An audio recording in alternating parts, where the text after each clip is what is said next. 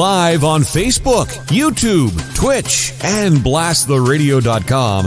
This is The Lowell Green Show. The number to call and be heard around the world is 613-413-2217. Or email Lowell at blasttheradio.com.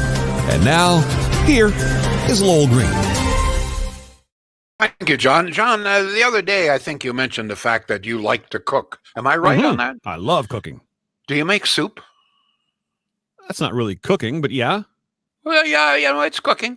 The reason I ask is my granddaughter, at age 18, is developed into a really good cook.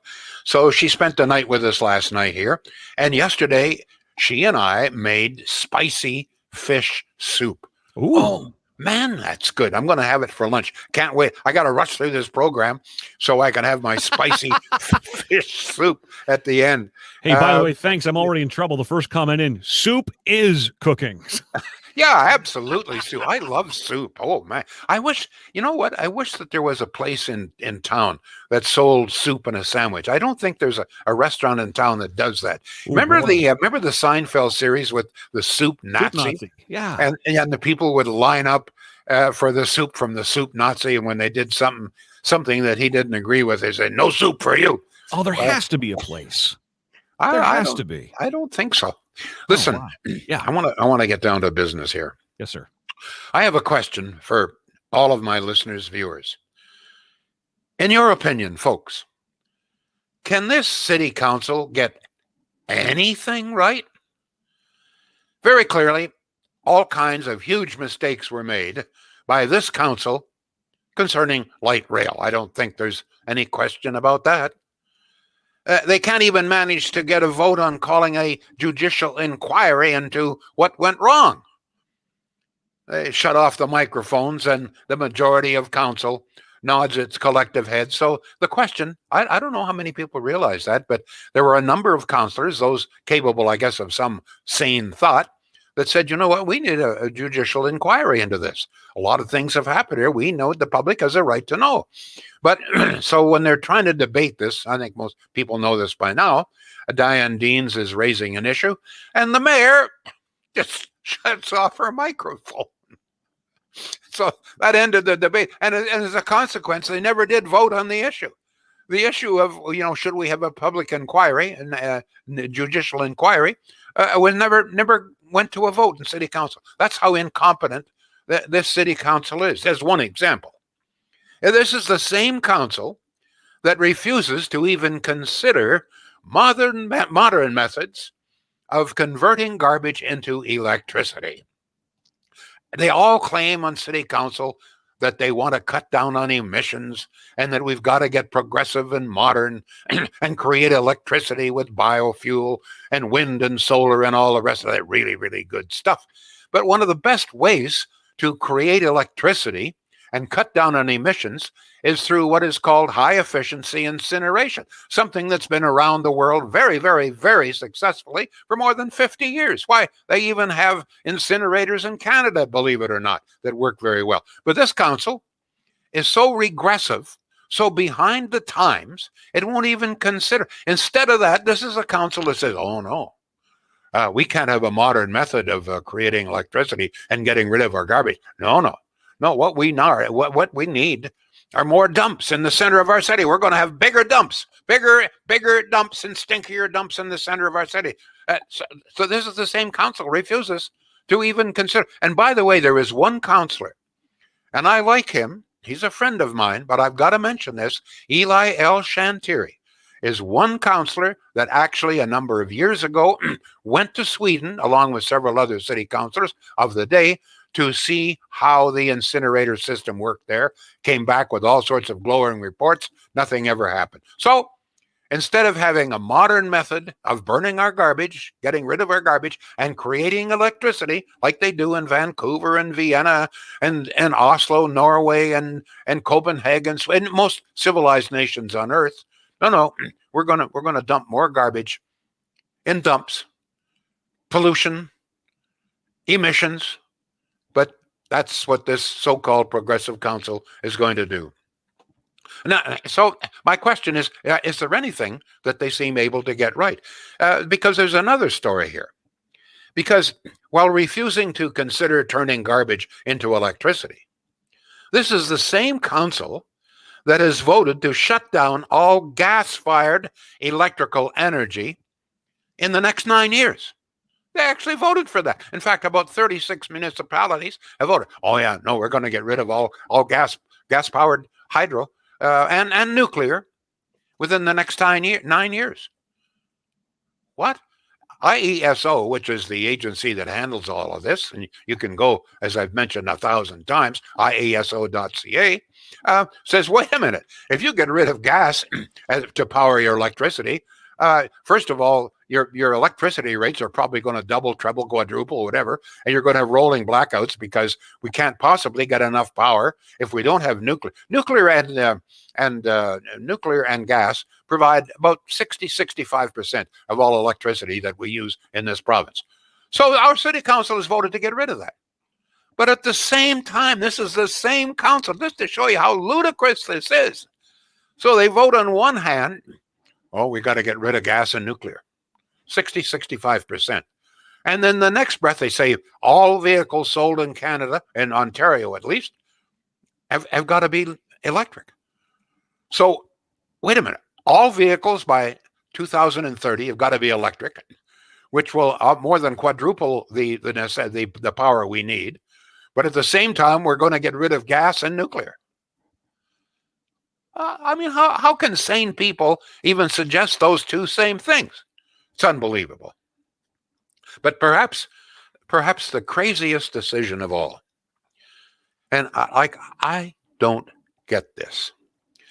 This is a city council that is agreeing to spend what in the end, mark my words, is going to be about $500 million to build a grandiose new central library. Now, apparently the original cost was, I don't know, I can't even keep track of it. Now they suddenly find after a couple of years of planning this thing that the cost has shot up another $140 million. What's $140 million? But by the end, so then now they say it's about $350 million. But you know what, folks, by the time this is finished, it'll be $500 million. It'll be $500 million. Mark my words. But why? Now, I take issue with the public library, because they are releasing information which at the very least is very, I believe, misleading. I'll leave you to judge this. I'm on the Rob Snow show this morning, and he disagrees with me, and he thinks that we need a new main library. And he uses as his justification, and city council is the same, the fact that according to the library, they had 4 million visits last year to all of the public libraries. So I got thinking, wait a minute. 4 million visits in one. Wait a minute. There's only 1 million people living in this city. Hardly anybody I ever heard of ever goes to the library anymore. Used to, but they don't anymore. And I'll tell you why. So you're telling me that every single person, man, woman, and child, including newborn babies, that they go on average 4 times a year to a... I don't think so. No. You see, what they're really talking about are online requests. I suggest to you that probably 95. I mean, I'm taking an educated guess here, but certainly the bulk of all book requests are online. All you got to do, it's the simplest thing in the world. You need a password, pretty well it. You can go online and you can get virtually any book you want from the public library free. Oh, you didn't know that? Oh, yeah. Free. Doesn't cost you a cent. You don't have to pay for the password. Just, anybody who knows anything about computers knows how to do this. So I suspect, and I'm almost positive I'm right, that when the public library says, well, we had 4 million visits, yeah, but the great bulk of them were not people actually physically walking into a library. Where were they all parked to begin with? And not only that, how would you ever count the number of people who walk into a library? But you can count the number of requests you get online. My wife, who's an avid reader, gets, these days about 2 books a month that she orders from the public library, free. She gets some other books from Amazon, may pay $2 or $3 or a bit more depending on the book. But unless the book is very, very popular, you'll be able to get the book from the library very, very quickly, probably within a week or so. If it's very popular, maybe a bit longer than that, but it's free. So this is the point I'm trying to make here is, folks, you don't need a $500 million grandiose building, floor after floor after floor of employees and, stocked with all of these books. No, these books are on a computer disk. You don't need that. All you need is a computer terminal and some people who know how to take book requests.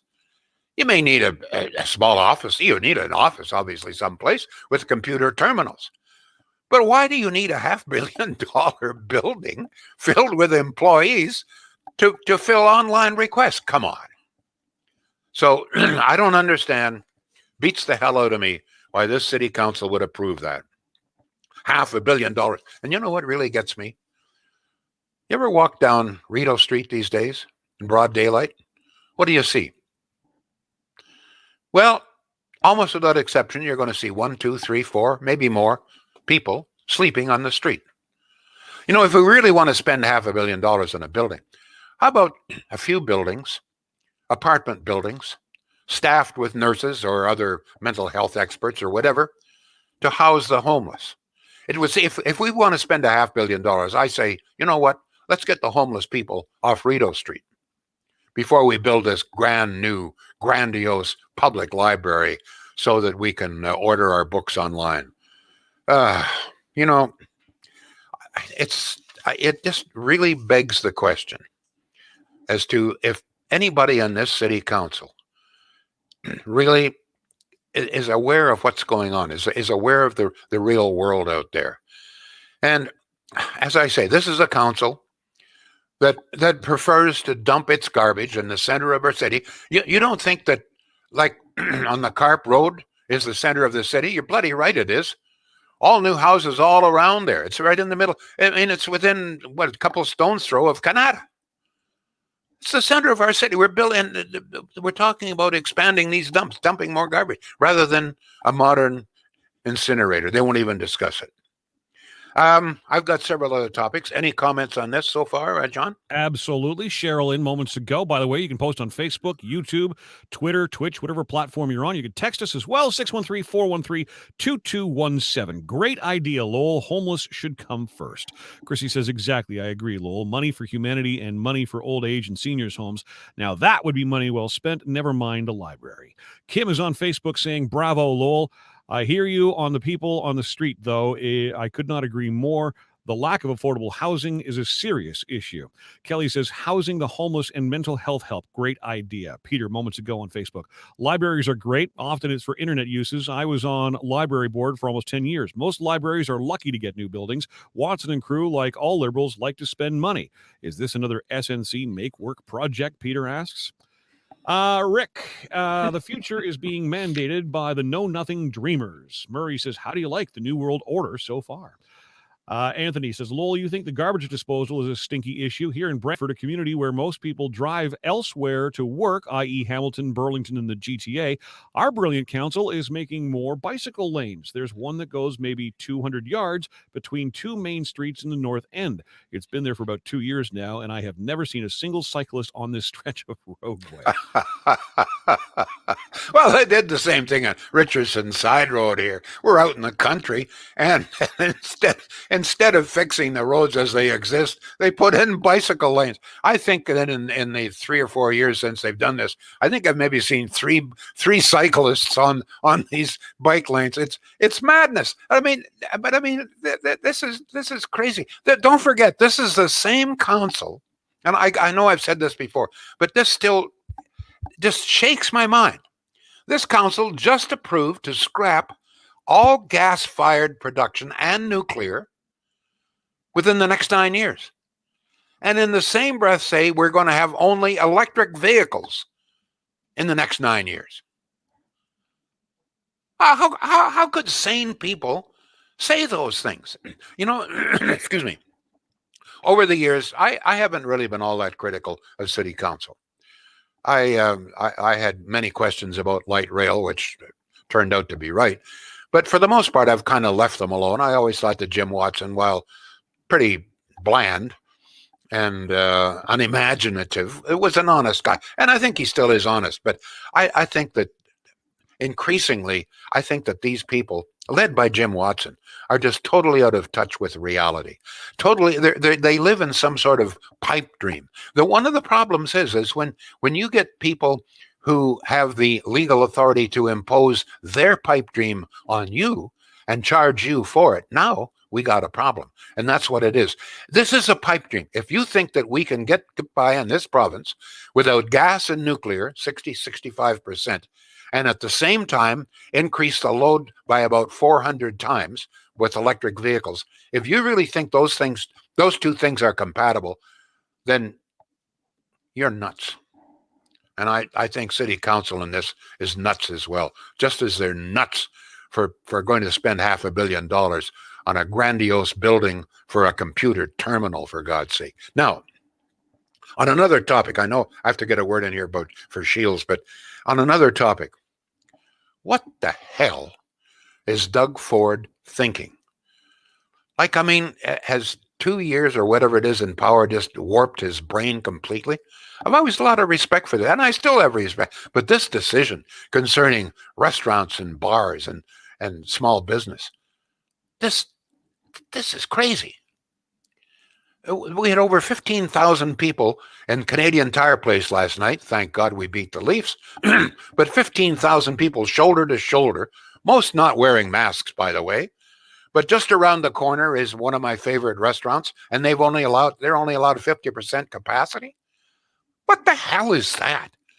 Come on, Doug. It makes no sense. And and I said this yesterday or the day before. Look, when you start passing laws that are totally unfair and nonsensical, then people lose respect for all of the rules, and they lose respect for those who are making the rules. And we don't need that now.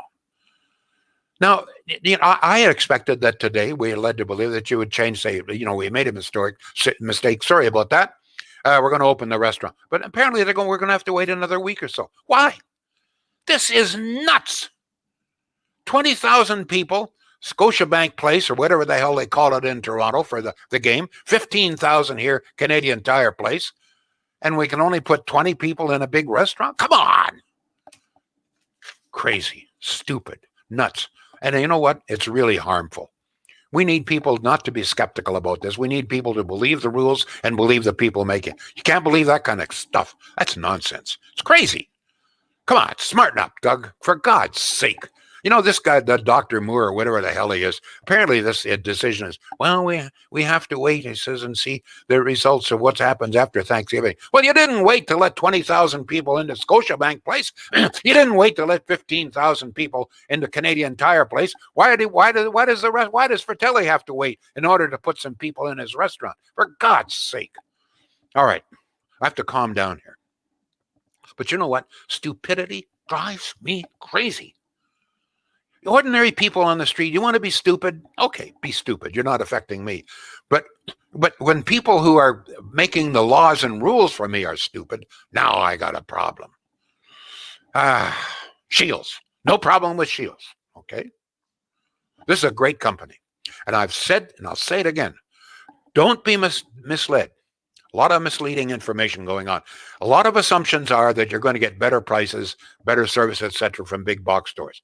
It may happen, but not likely. Certainly not with appliances. Check out the prices. Go to shields.ca. Check the prices. Say you want a new fridge. Okay, check the price. It's got to be the same model now, etc., etc. And you may be very surprised to find out that the big box stores' prices are no better. In fact, Shields' price may be a little bit better. And they probably will be able to deliver it faster. And I'm going to tell you, the driver that brings it to you will be a hell of a lot better looking than the driver who brings it from the big box store. And your money will stay in the valley. It won't go to China. What better reason to go to Shields? Great people, good people. Someone wants to know how my battery is working. Hey, thank you very much. You're a little wound up. That's why he's asking. Actually, it's a good question, Terry, because Yesterday, I did go to the Heart Institute, hub of the world, and about 3/4 of an hour, they checked out. I have a pacemaker here, defibrillator actually, and they tell me I got 4.5 years left to live.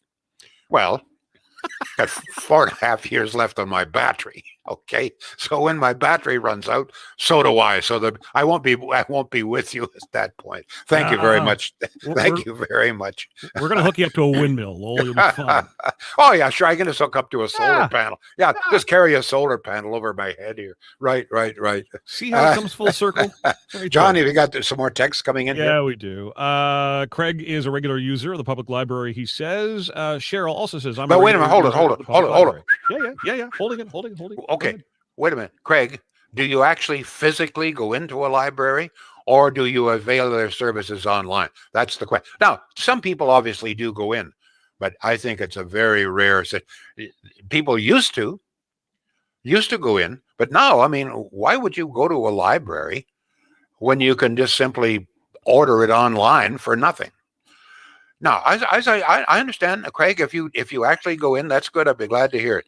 You must be one of the 4 million people. Joe, go ahead, John. Anne suggests you go to City Hall and get a free charge. There you go. They're onto it. Buy 2 batteries at Giant Tiger on special ads today. Okay, 613-413-2217. Lowell, I think the big dump operators are padding politicians' pockets, and that's why we don't have incineration. The old dump at the end of Walkley Road leaks all kinds of pollution into Mare Blue Swamp, and so does the dump on Navan Road. Too many cooks spoil the soup. And the one on the Carp Road, believe me, the Carp Mountain. I don't understand. And I'm really disappointed. Eli L. Shantiri, I think he's a good counselor. He's the only counselor left that actually took the trip to Sweden to examine how they do it there. We were told, it was 2013, I think, by a Swedish ambassador here, that if we built, and he told us exactly how to do it and the size we would need, because one was like that in his hometown in Sweden, he said that it would pay for itself within 10 years. Which, in other words, if we had built it then, it would now be fully paid for by the electricity that it creates. Why this city council refuses to even examine this, I mean, you know what it indicates to me? That they simply aren't aware of what's going on. They are so isolated, so cocooned there in City Hall and their free parking, etc., that they don't understand what's going on just around them. Go ahead, John. Craig says he does go into the library. He says he just returned 4 books earlier this week and picked up 2 more. Good for him. Kelly adds the library offers free Wi-Fi, but then again, so does Tim Hortons, Kelly. I'm just saying. Peter Plumley's in to say, many rural folk don't have good internet, so they go in to use the internet and printing services. Rob, I believe this is the first time you've posted on Facebook. Thank you. Actually, anyone now can find anything online without any reference books anyway with Google Chrome, etc. They know what? Let me just jump in here. Mm-hmm. Actually, Debbie, my wife, mentioned this, and that is that when she was getting her master's, she had to do a lot of research, and at that time you went to somebody anyway. Now all of that information, you're absolutely right, is available. You can Google it or whatever the hell it is. You can get all of that information is available online, and that's how. So even the necessity to do a lot of research is now provided by the internet. And some people like Craig may still be going in, but I would suggest that at least 95% of all book requests are now coming online. I could be wrong, but I don't think so. Go ahead. Peter's encouraging people to sign out the Lowell Green series of books at your local library. Joshua says libraries tend to offer resources to low income and people in rural areas. Many cannot afford, or in rural areas can't afford to have proper internet. This doesn't justify the total cost. That would be precisely. Let me just jump in there. Very good point. I'm not opposed. There's about 30 branches, and we used to have a roving. I'm not sure if it's still there. I have no problem with that. I think we still need that. Some people, I think school kids go in, etc. What I am talking about is a $500 million grandiose building in downtown Ottawa, several stories high. I don't believe, and no one will ever convince me, that in today's world it is anyway necessary. That's all. Yeah, I believe it's overkill too. I agree with you. And you know, as for the homeless, we have a whole bunch of OC Transpo train cars sitting there. Could we not? I'm just thinking out loud. Don't be a Lowell. smart ass now. Go ahead. Hey, if you're going to be an ass, you might as well be a smart one. Yeah. That's my own comment, by the way. Here's an email to Lowell@blasttheradio.com. Lowell, I regularly visit libraries. I see people in there all the time. People use libraries for all sorts of things besides books. They offer all sorts of other resources. As for the homeless, I saw several vehicles parked in a major parking lot with RVs and cube vans. Saw a social worker in a bush area trying to get someone out of there and into a shelter. We live in McKellar Park, says Craig, and find the Carlingwood Library very convenient. I agree with you. A new building at $500 million is extravagant, to say the least. We're almost out of time here. Here's a little note, apropos of not a hell of a lot, but I'm getting some questions. As most people know, Andy Hayden and I had a lot of questions concerning light rail before it was built. Now, I know it's too late. It's already there. We've got the problems. But I just want to point this out. A lot of people forget the main reason that Andy Hayden and I were filled with questions and doubts about the wisdom of light rail is the fact, a lot of people forget this, we already had a very successful public commuting system. We'd paid for it at great expense. It was called a transitway, something, by the way, that Andy Hayden had built when he was regional chair, okay? So we already had a very successful. Now, people say, oh, well, there were problems, but there's problems with every public community system, no question about it. But what Andy said, look, this is crazy. We're going to rip up the transitway, which serves the public very well and has for years. We're going to rip up the transitway for no other reason than to replace buses with train cars. He said, it doesn't make any sense. He said, what we should do is take just a fraction of the money, go ahead with the tunnel, but run buses. Improve the transitway, expand the transitway, and modernize the buses, electric buses. This is the wave of the future, he said. But it makes no question. And he talked about the huge cost. He talked about the fact that it would disrupt traffic patterns for years in this city, which is true. And both of us also pointed out that one of the problems with rail is when you've got a one rail car that's broken down, the entire system grinds to a halt. Whereas if you have one bus that doesn't work or can't make it up a hill, it doesn't affect the entire system. And this obviously is very true. But that's the reason that we had so many questions. If we had no transportation system whatsoever, I think we would all have been in favor of light rail. But we already had a transit system that worked very well. It was called a transitway. It was fully paid for. Taxpayers paid for it. And it was working extremely well. What Andy said, and I agreed, let's modernize it, extend it to wherever it's required, and get new modern electric buses. You know what? In retrospect, I think we were right. But too late now. But once again, here is the council. Just before I go, I just want to remind you, if you don't think that this council is capable of rational thought, there's a number of factors. One of them is the fact that almost in the same breath that they say, we're going to ban all gas-fired plants and nuclear by 2030, and then in the next breath says, but we're going to have all electric vehicles by 2030. Like, is there any rational thought there? And if they're capable or incapable of this kind of rational, reasonable thinking, how many other irrational decisions have they made? Oh, God. We'll get into that on Monday. Thank you all. We will be back. The Lowell Green Show is seen and heard live around the world at 2 p.m. Eastern. Connect with us online at blasttheradio.com/Lowell Green. Can't join us live? Download the Lowell Green podcast. Available on Apple, Spotify, Google, and more.